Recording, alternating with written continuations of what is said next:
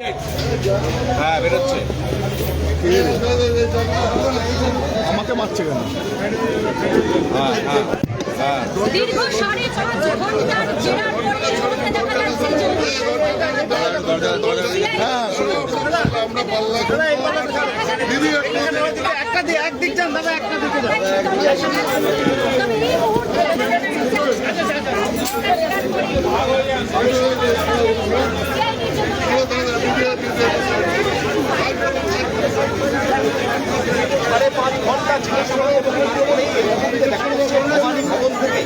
অভিষেক বন্দ্যোপাধ্যায় তিনি বেরিয়ে আসছেন, বাইরে একদিকে করা নিরাপত্তা রয়েছে, আর অন্যদিকে অভিষেক বন্দ্যোপাধ্যায়কে দীর্ঘ 5.5 ঘন্টা সিআইডির আধিকারিকদের মুখোমুখি হতে হয়েছে।